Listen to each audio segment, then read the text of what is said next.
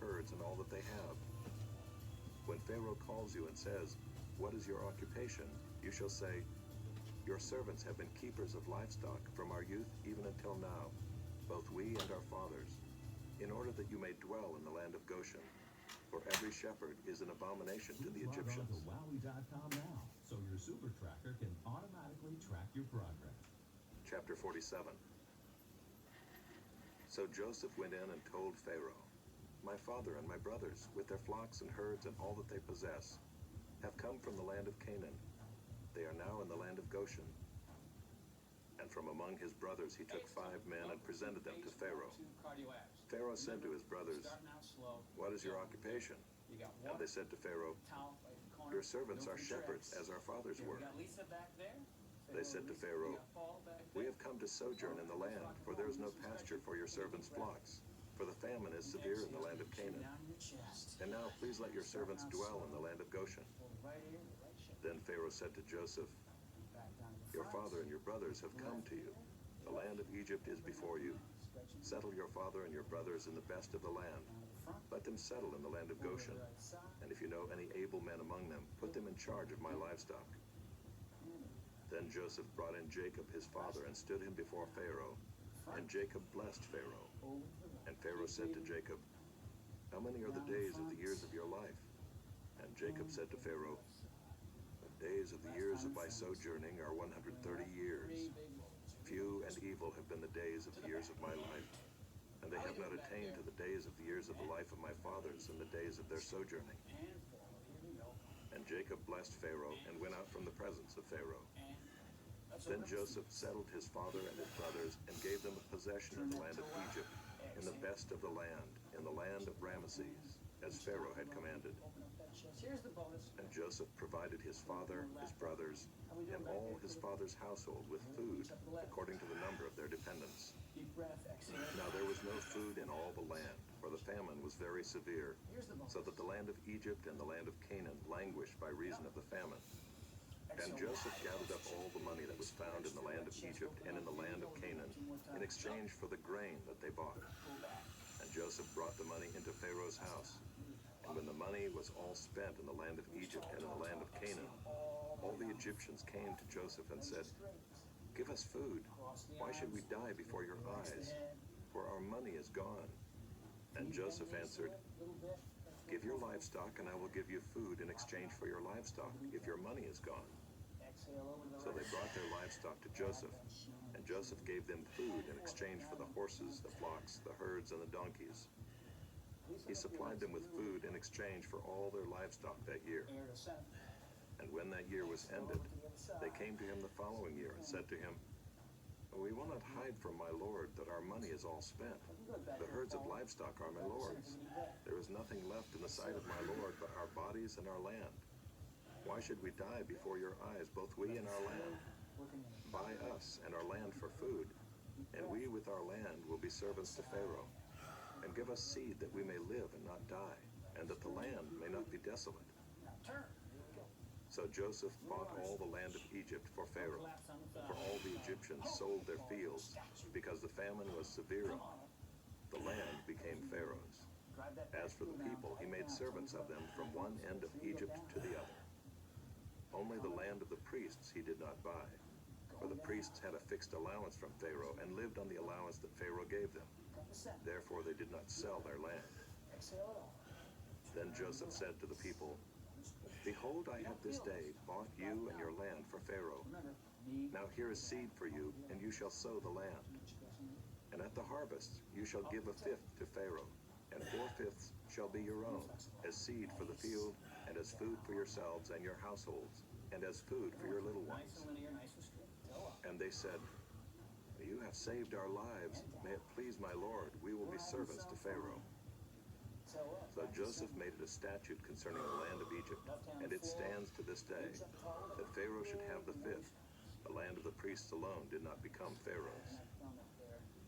Thus Israel settled in the land of Egypt, in the land of Goshen, and they gained possessions in it, and were fruitful and multiplied greatly. And Jacob lived in the land of Egypt 17 years. So the days of Jacob, the years of his life, were 147 years.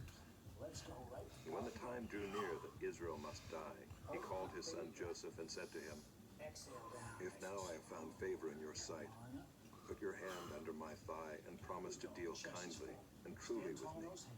Do not bury me in Egypt, but let me lie with my fathers. Carry me out of Egypt and bury me in their burying place." He answered, "I will do as you have said."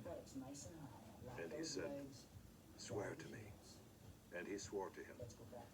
Then Israel bowed himself upon the head of his bed.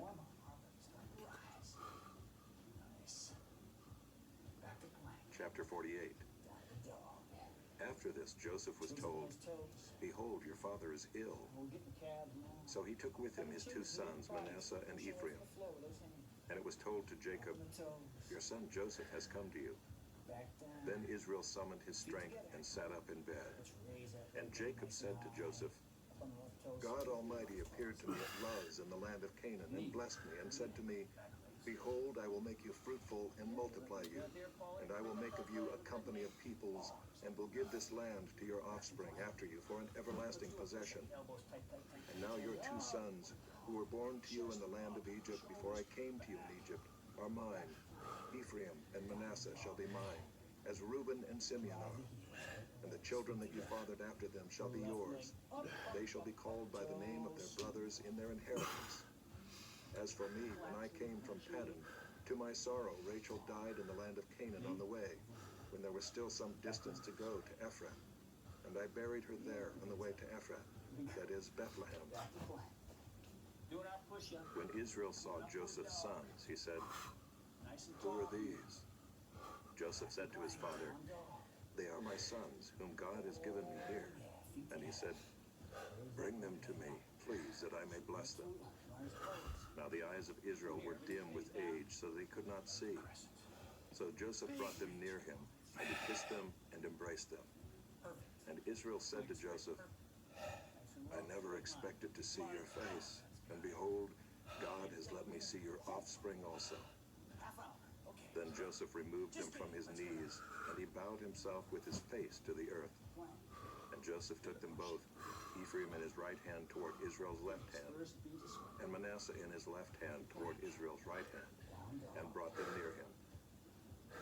And Israel stretched out his right hand and laid it on the head of Ephraim, who was the younger, and his left hand on the head of Manasseh, crossing his hands, for Manasseh was the firstborn.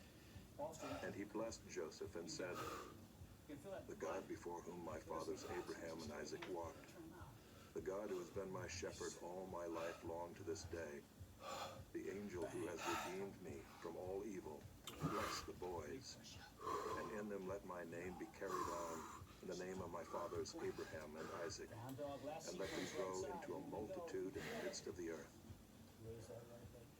When Joseph saw that his father laid his right hand on the head of Ephraim, it displeased him, and he took his father's hand to move it from Ephraim's head to Manasseh's head. And Joseph said to his father, "Not this way, my father, since this one is the firstborn. Put your right hand on his head." But his father refused and said, "I know, my son, I know. He also shall become a people, and he also shall be great. Nevertheless, his younger brother shall be greater than he, and his offspring shall become a multitude of nations." So he blessed them that day, saying, "By you Israel will pronounce blessing, saying, 'God make you as Ephraim and as Manasseh.'" Thus he put Ephraim before Manasseh. Then Israel said to Joseph, "Behold, I am about to die, but God will be with you and will bring you again to the land of your fathers. Moreover, I have given to you, rather than to your brothers, one mountain slope that I took from the hand of the Amorites with my sword and with my bow."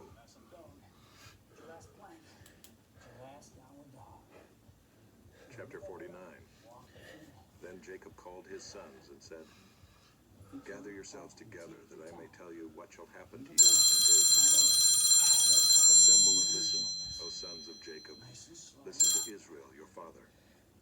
Reuben, you are my firstborn, my might, and the firstfruits of my strength. Preeminent in dignity and preeminent in power. Unstable as water, you shall not have preeminence. Because you went up to your father's bed, then you defiled it. You went up to my couch. Simeon and Levi are brothers. Listen to it. Weapons of violence are their swords. Let my soul come not into their counsel. Bring it down. Oh, my glory, be not joined to their company. Good combination. For in their anger they killed men, and in their willfulness they hamstrung oxen.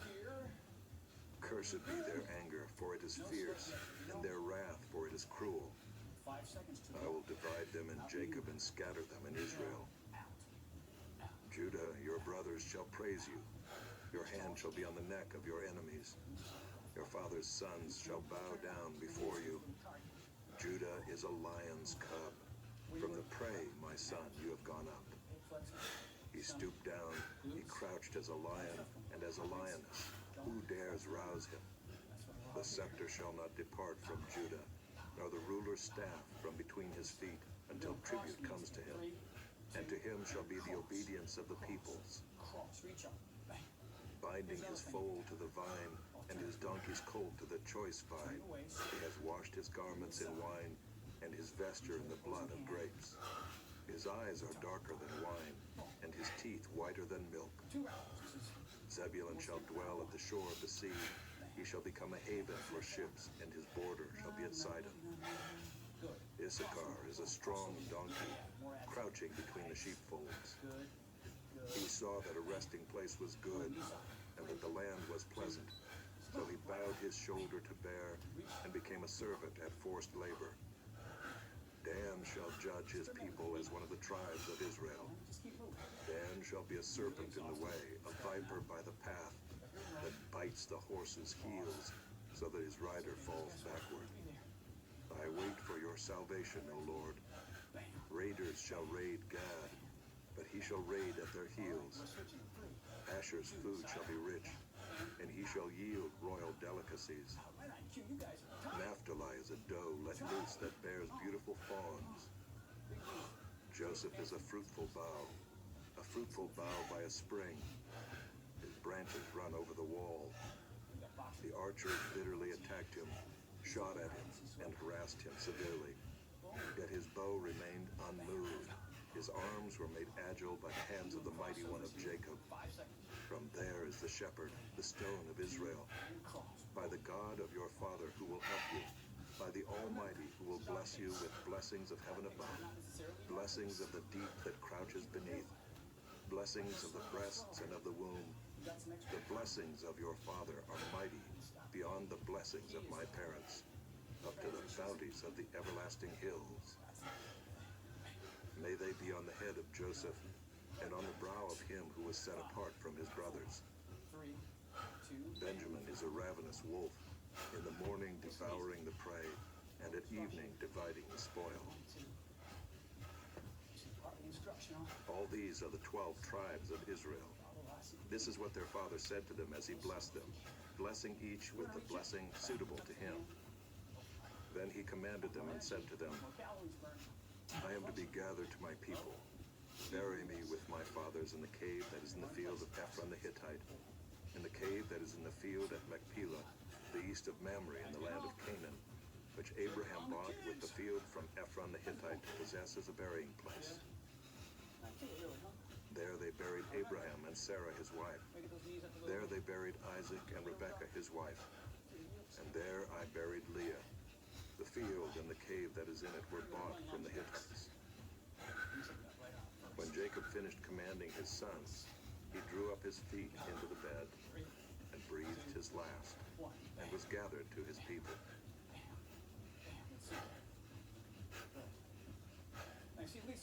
Chapter 50. Then Joseph fell on his father's face and wept over him and kissed him. And Joseph commanded his servants, the physicians, to embalm his father. So the physicians embalmed Israel. 40 days were required for it, for that is how many are required for embalming. And the Egyptians wept for him 70 days. And when the days of weeping for him were past, Joseph spoke to the household of Pharaoh, saying, If now I have found favor in your eyes, please speak in the ears of Pharaoh, saying, My father made me swear, saying, I am about to die.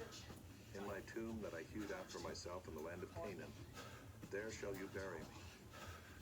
Now therefore let me please go up and bury my father, then I will return. has he made you swear?" So Joseph went up to bury his father. With him went up all the servants of Pharaoh, the elders of his household, and all the elders of the land of Egypt, as well as all the household of Joseph, his brothers, and his father's household. Only their children, their flocks, and their herds were left in the land of Goshen. And there went up with him both chariots and horsemen. It was a very great company. When they came to the threshing floor of Atad, which is beyond the Jordan, they lamented there with a very great and grievous lamentation. And he made a mourning for his father 7 days. When the inhabitants of the land, the Canaanites, saw the mourning on the threshing floor of Atad, they said, "This is a grievous mourning by the Egyptians." Therefore the place was named Abel Mizraim. It is beyond the Jordan.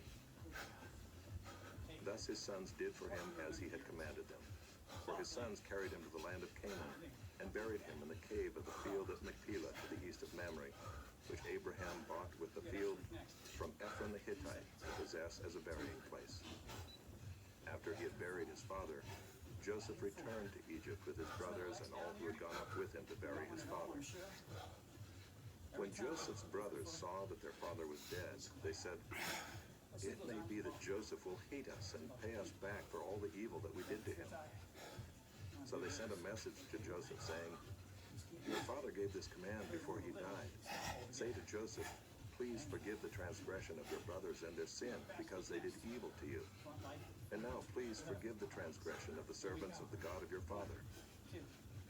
Joseph wept when they spoke to him. His brothers also came and fell down before him and said, "Behold, we are your servants."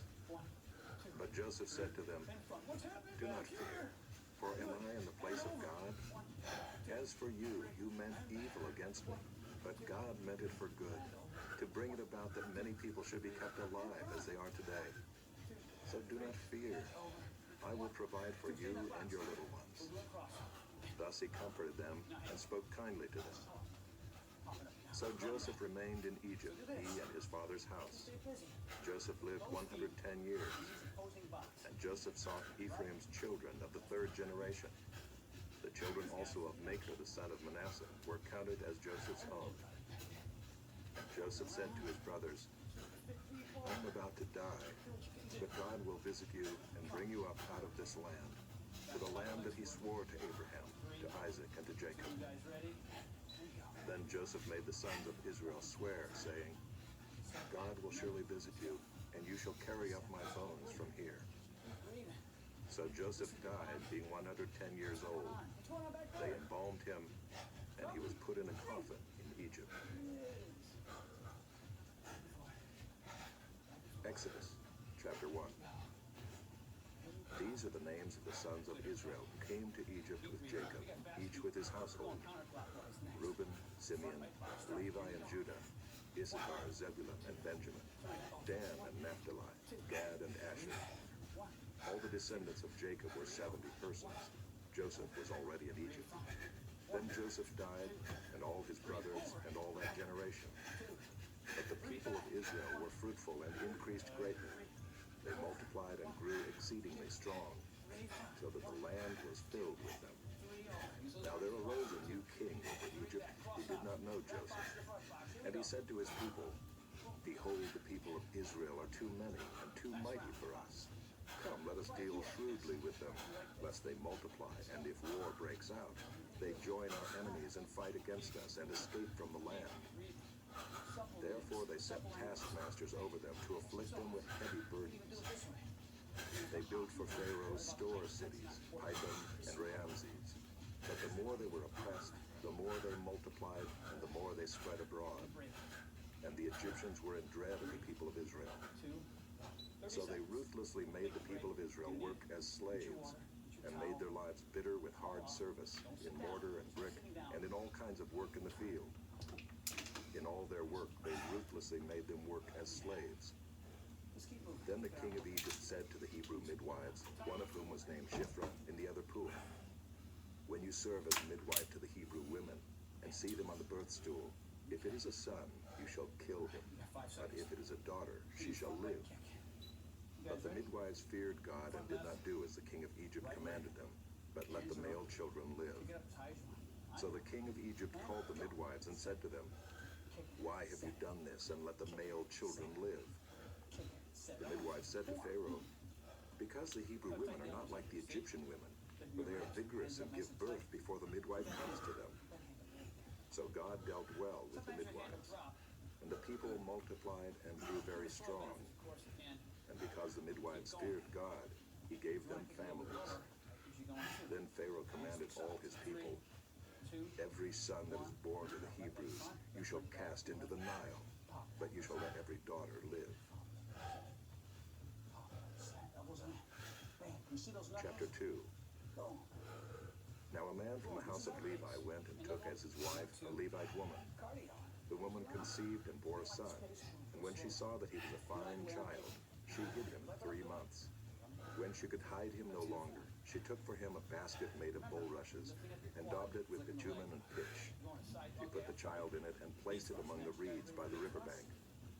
And his sister stood at a distance to know what would be done to him. Now the daughter of Pharaoh came down to bathe at the river, while her young women walked beside the river.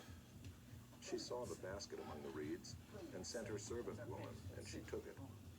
When she opened it, she saw the child, and behold, the baby was crying. She took pity on him and said, "This is one of the Hebrews' children." Then his sister said to Pharaoh's daughter, "Shall I go and call you a nurse from the Hebrew women to nurse the child for you?" And Pharaoh's daughter said to her, "Go." So the girl went and called the child's mother. And Pharaoh's daughter said to her, "Take this child away and nurse him for me, and I will give you your wages." So the woman took the child and nursed him. When the child grew older, she brought him to Pharaoh's daughter, and he became her son. She named him Moses, because, she said, "I drew him out of the water."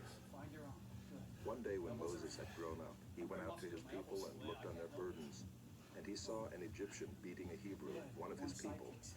He looked this way and that, and seeing no one, he struck down the Egyptian and hid him in the sand.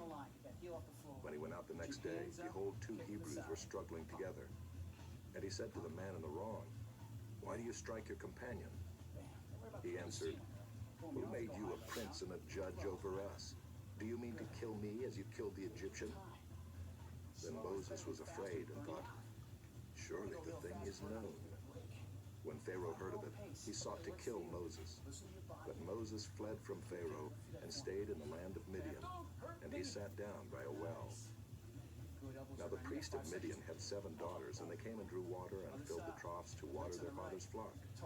The shepherds came and drove them away, but Moses stood up and saved them and watered their flock. When they came home to their father Reuel, he said, "How is it that you have come home so soon today?" They said, "An Egyptian delivered us out of the hand of the shepherds, and even drew water for us and watered the flock."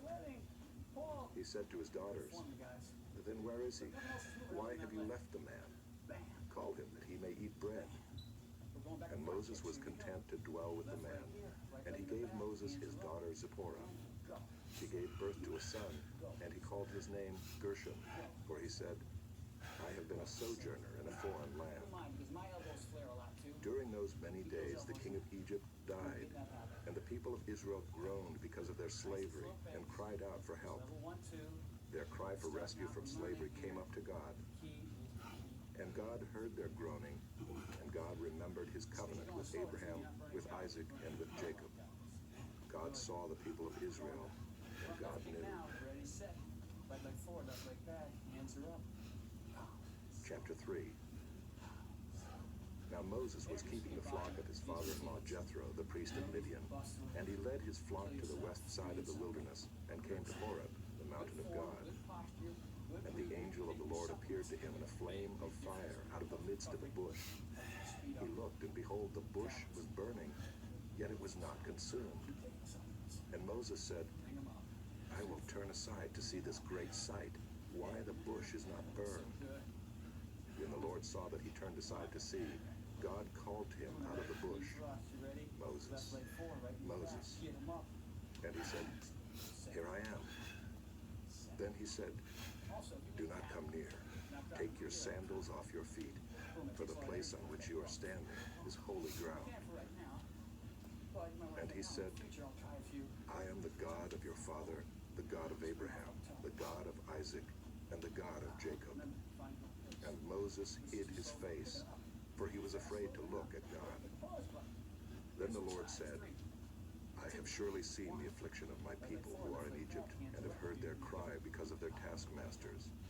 I know their sufferings, and I have come down to deliver them out of the hand of the Egyptians, and to bring them up out of that land to a good and broad land, a land flowing with milk and honey, to the place of the Canaanites, the Hittites, the Amorites, the Perizzites, the Hivites, and the Jebusites. At your own pace, please.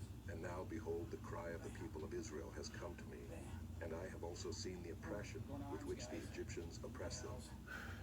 Come, I will send you to Pharaoh, that you may bring my people, the children of Israel, out of Egypt. Let's go. But Moses said to God, Give me the hands. Who am I that I should go to Pharaoh and bring the children of Israel out of Egypt? He said, But I will be with you, and this shall be the sign for you that I have sent you. When you have brought the people out of Egypt, you shall serve God on this mountain.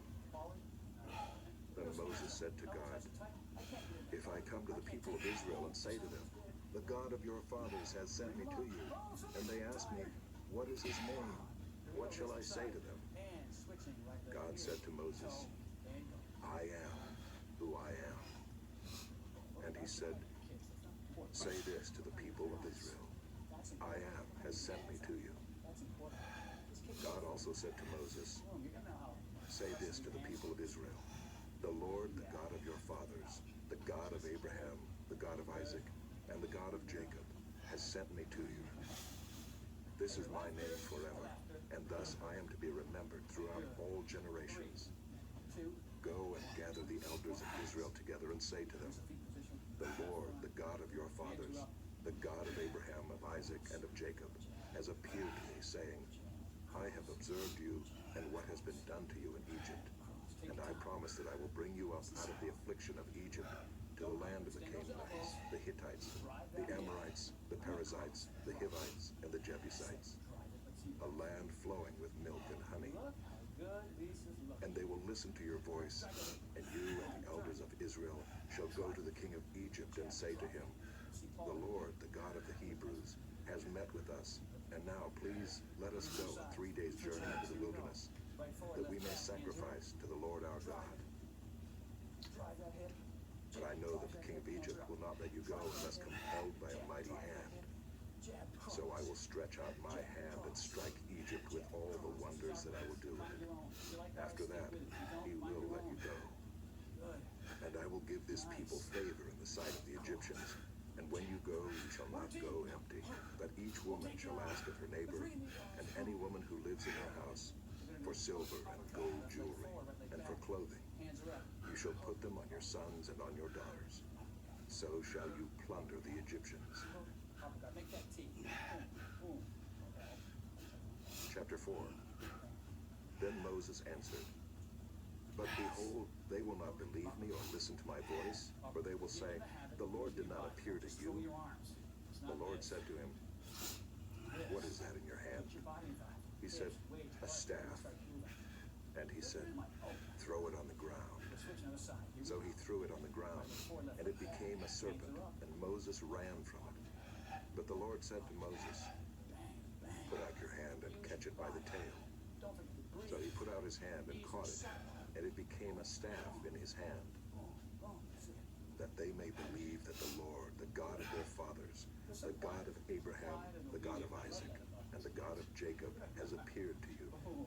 Bang, bang. Again the Lord said to him, You're working hard to sweat. Put your hand inside your cloak. Bang. And he put his hand inside his cloak, and when he took it out, behold, his hand was leprous like snow. 1 foot forward. Then God 1 foot back. said, Here's comfortable. Put your hand back inside your cloak. So he put his hand back inside his cloak, and when he took it out, behold, it was restored like the rest of his flesh. Your waist loose, your hips loose. If they will not believe you, God said, or listen to the first sign, they may believe the latter sign. If they will not believe even these two signs, or listen to your voice, you shall take some water from the Nile and pour it on the dry ground, and the water that you shall take from the Nile will become blood on the dry Hands ground. up. Let's go. Jab. But Moses said to the Lord, "Oh, my Lord, I am not eloquent, either in the past or since you have spoken to your servant, but I am slow of speech and of tongue." Then the Lord said to him, "Who has made man's mouth? Who makes him mute or deaf or seeing or blind? Is it not I, the Lord? Now therefore go, and I will be with your mouth and teach you what you shall speak." But he said, "Oh, my Lord, please send someone else." Then the anger of the Lord was kindled against Moses, and he said, "Is there not Aaron your brother, the Levite? I know that he can speak well. Behold, he is coming out to meet you, and when he sees you, he will be glad in his heart. You shall speak to him and put the words in his mouth, and I will be with your mouth and with his mouth, and I will teach you both what to do. He shall speak for you to the people, and he shall be your mouth, and you shall be as God to him. And take in your hand this staff, with which you shall do the signs." Moses went back to Jethro, his father-in-law, and said to him, "Please let me go back to my brothers in Egypt to see whether they are still alive." And Jethro said to Moses, "Go in peace." And the Lord said to Moses in Midian, "Go back to Egypt, for all the men who were seeking your life are dead." So Moses took his wife and his sons and had them ride on a donkey and went back to the land of Egypt. And Moses took the staff of God in his hand. And the Lord said to Moses, "When you go back to Egypt, see that you do before Pharaoh all the miracles that I have put in your power.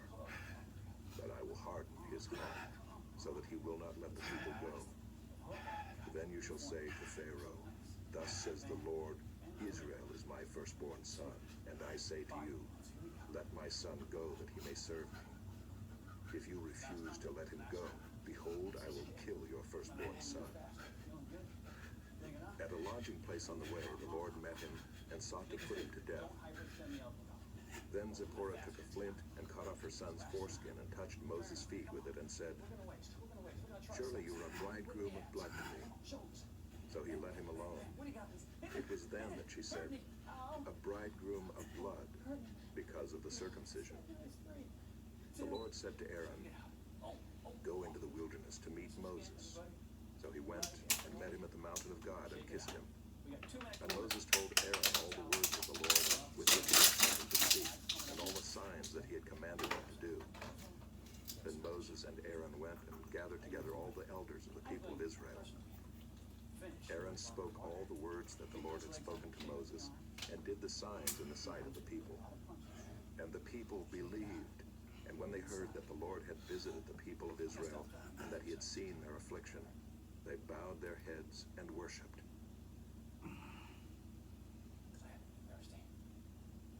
Chapter 5. Afterward Moses and Aaron went and said to Pharaoh, "Thus says the Lord, the God of Israel, let my people go, that they may hold a feast to me in the wilderness."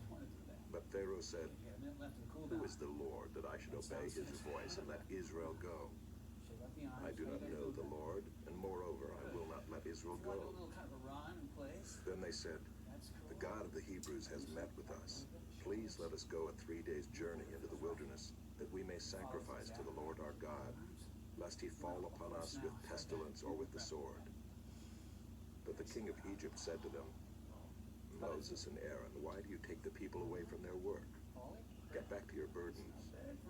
And Pharaoh said, "Behold, the people of the land are now many, and you make them rest from their burdens." The same day Pharaoh commanded the taskmasters of the people and their foremen, "You shall no longer give the people straw to make bricks, as in the past. Let them go and gather straw for themselves. But the number of bricks that they made in the past you shall impose on them. You shall by no means reduce it, for they are idle. Therefore they cry, 'Let us go and offer sacrifice to our God.' Let heavier work be laid on the men, that they may labor at it and pay no regard to lying words." So the taskmasters and the foremen of the people went out and said to the people, "Thus says Pharaoh, I will not give you straw. Go and get your straw yourselves wherever you can find it. But your work will not be reduced in the least." So the people were scattered throughout all the land of Egypt to gather stubble for straw. The taskmasters were urgent, saying, Dude. "Complete your work, your daily task each day, as when there was straw." And the foremen of the people of Israel, whom Pharaoh's taskmasters had set over them, were beaten and were asked, "Why have you not done all your task of making bricks today and yesterday as in the past?" Then the foreman of the people of Israel came and cried to Pharaoh, "Why do you treat your servants like this? No straw is given to your servants, yet they say to us, 'Make bricks,' and behold, your servants are beaten. But the fault is in your own people." But he said, "You are idle." Idle. Idle. That is why you say, Lazy. "Let us go and sacrifice to the Lord." Lazy. Go now Don't and want work. to do no No work. straw will be given you, but you must still deliver the same number of bricks. The foreman of the people of Israel saw We ain't that they were giving in you trouble, no and they said, resources. "You shall by no means reduce your number of bricks, No your resources daily for you, task buddy. each day." They met Moses and Aaron, who were waiting for them as they came out from Pharaoh. We And are they not said to them, giving you what you need. "The Lord look on you and judge, because you have made us stink in the sight of Pharaoh and his servants, and have put a sword in their hand to kill us." Where's my chair? Then Moses turned to the Lord and said, "O Lord, why have you done evil to this people? Okay. Why did you ever send me? For since I came to Pharaoh to speak in your name, he has done evil to this people, and you have not delivered your people at all." Drop it down. Keep breathing. Arms are loose and hang. Chapter 6. But the Lord said to Moses, "Now you shall see what I will do to Pharaoh. For with a strong hand he will send them out, and with a strong hand he will drive them out of his land." Everybody's ready? All right. Here's God the deal. spoke to Moses and 10 said to him, exercises, 10 reps. "I am the Lord. I appeared to Abraham, to Isaac, and to Jacob as God Almighty. Clasp the fingers. But by my name, the Lord, I did not make myself known to them. I also established my covenant with them to give them the land of Canaan, a land in which they lived as sojourners. Eyes on a spot. Moreover, I have heard the groaning of the people of Israel whom the Egyptians hold as slaves, and I have remembered my covenant. Say therefore to the people of Israel, I am the Lord, and I will bring you out from under the burdens of the Egyptians, and I will deliver you from slavery to them, and I will redeem you with an outstretched arm and with great acts of judgment. Same movement. Same I thing. will take you to be my people, and I will be your God. And you shall know that I am the Lord your God, who has brought you out from under the burdens of the Egyptians. I will bring you into the land that I swore to give to Abraham, to Isaac, and to Jacob. I will give it to you for a possession. I am the Lord. Roll them over to the side. Moses spoke thus to the people of Israel, but they did not listen to Moses because of their broken spirit and harsh slavery. Crunch that up. So the Lord said to Moses, Go in, tell Pharaoh, king of Egypt, to let the people of Israel go out of his land. But Moses said to the Lord, Behold, the people of Israel have not listened to me. How then shall Pharaoh listen to me, for I am of uncircumcised lips? But the Lord spoke to Moses and Aaron, and gave them a charge about the people of Israel, and about Pharaoh, king of Egypt, to bring the people of Israel out of the land of Egypt. These are the heads of their fathers' houses, the sons of Reuben, the firstborn of Israel, Hanok, Halyu, Hezron, and Carmi. These are the clans of Reuben, the sons of Simeon, Jemuel, Jamin, Ohad, Jachin, Zohar, and Shaul, the son of a Canaanite woman. These are the clans of Simeon. These are the names of the sons of Levi according to their generations: Gershon, Kohath, and Merari. The years of the life of Levi being 137 years.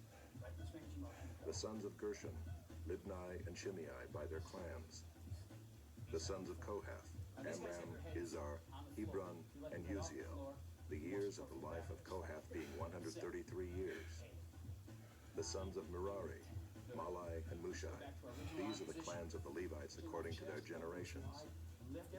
Amram took as his wife Jochebed, his father's sister, and she bore him Aaron and Moses, the years of the life of Amram being 137 years.